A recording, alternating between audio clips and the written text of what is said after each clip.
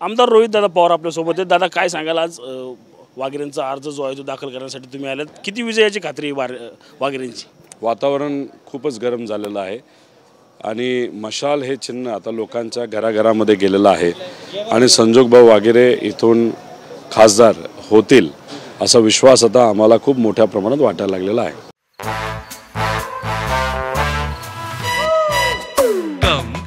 Come my love, please don't say no baby, come my love। V-Guard के air coolers extra large cooling pads के साथ जो अच्छों को ठंडा करे।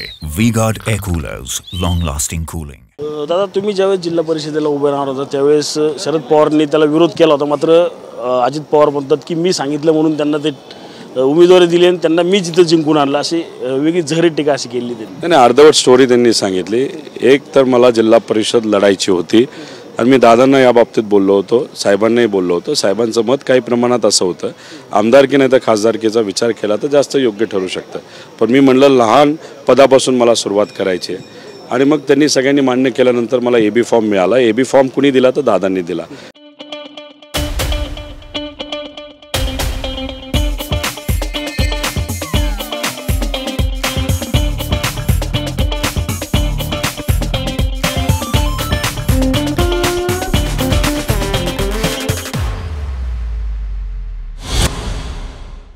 का दिला?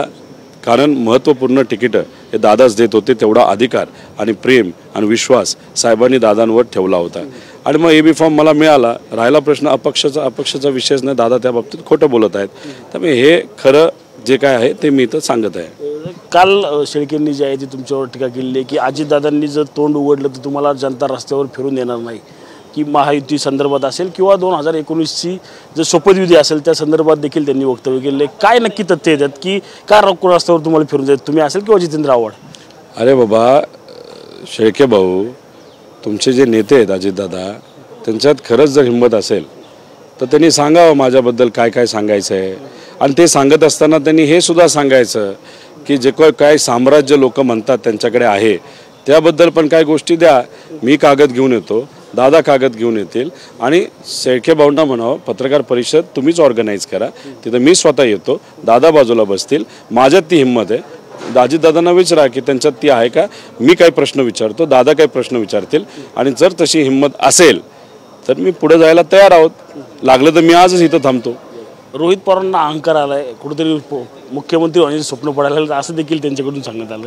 अहो तुम्ही सामान्य व्यक्तींना विचारा, रोहित पवारांना अहंकार आलाय असं जर कोणी विचारलं तर लोक त्याला जोक म्हणून समजतील। आता राहिला प्रश्न मुख्यमंत्री बनायचा, माझ्या मनात तर काय नव्हतं, पण मी शेळके साहेबांना जे माझे पूर्वी मित्र होते त्यांचं मी आभार व्यक्त करतो की त्यांनी मला कसं का होईना मुख्यमंत्र्याच्या रेसमध्ये मी आहे, स्वप्नात नाही तर कसे त्यांनी मला ठेवलं, त्यासाठी मी मनापासून आभार व्यक्त करतो।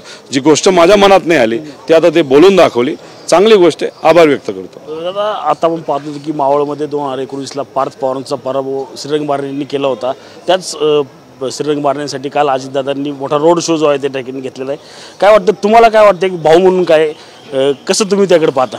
दोन विषय, भाऊ म्हणून सांगतो आणि नागरिक म्हणून सांगतो। नागरिक म्हणून सांगत असताना जेव्हा पोटनिवडणूक झाली होती एकनाथ शिंदे साहेब दादांबद्दल विरोधात बोलत होते, दादा एकनाथ शिंदे साहेबांच्या विरोधात बोलत होते, बारणे विरोधात प्रचार करत होते, दादा विरोधात प्रचार करत होते।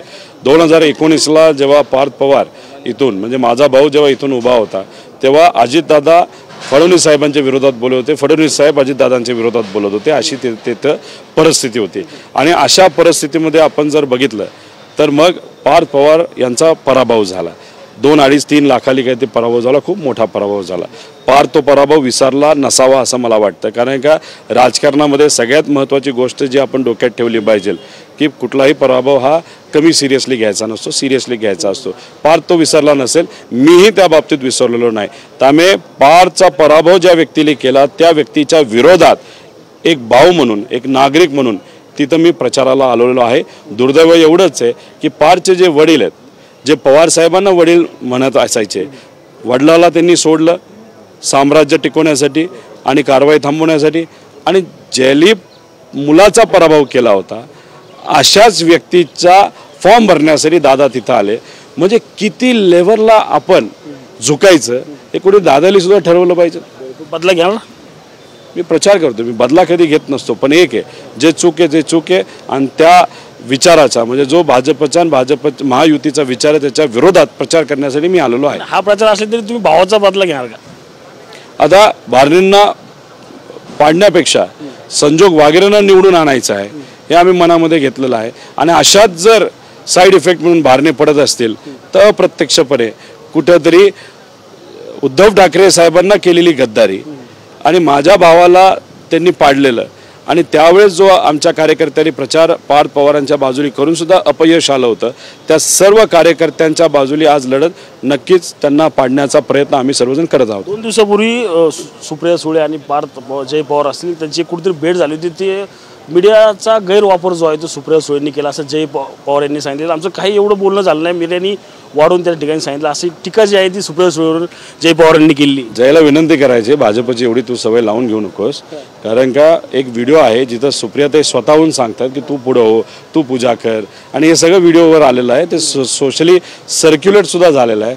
आणि भाजपसारखं तू जर नंतर जाऊन खोटं बोलणार असेल तर मग तुझी प्रतिमासुद्धा येत्या काळामध्ये खोटारडा असं होऊ शकते, त्यामुळे त्या बाबतीत काळजी घ्यावी. नवीन मागणी येऊ लागली की पार्थ पवारांना वाय सुरक्षा जी आहे ती देण्यात यावी. काय कारण वाटतंय नक्की? मागणी आहे का दिली आहे? मागणी वाय कशाला, झेड पण दिली पाहिजे. काय कारण आहे? काय त्यांना कुणाचा धोका आहे? नाही मला माहित नाही. मग झेड देऊन 2 रणगाडे सुद्धा ठेवायची खरं तर जरूरत आहे, कारण का लोक भाजपच्या विरोधात आहे आणि भाजपच्या विरोधात लोक असतील तर कोणालाही अडचणीत आणू शकतात. आणि कसं आहे की हे जे सरकार आहे ना ते कोणाला सिक्युरिटी देतं, कलाकारांना देतं, त्यानंतर आमदारांना देतं, त्याच्याचबरोबर मोठ्या नेत्यांच्या मुलांना देतं. त्यामुळे सागर बांगला जो आहे देवेंद्र फडणवीस साहेब त्यांना काय पडले तर नेते पडलेत. कोयता गँग वाढते, गरीब मरते, काही फरक पडत नाही. शूटिंग होत आहे, म्हणजे गोळीबार होतोय तर गरीब मरते, काही फरक पडत नाही. महिलांवर अत्याचार गरीबाच्या होते, यांना काही फरक पडत नाही. पण देवेंद्र फडणवीसांना कशाचा फरक पडतो ते नेत्यांच्या मुलांचा. त्यांनी वाय दिली, झेड द्या. झेड नसेल तर मोदी साहेबांनी जी सिक्युरिटी दिली जाते अशी सिक्युरिटी सर्व नेत्यांच्या मुलांना द्यायला काय हरकत आहे. Cameraman Sushant Raut, Ranjit Jadhav, TV9 Marathi, Pimpri Chinchwad.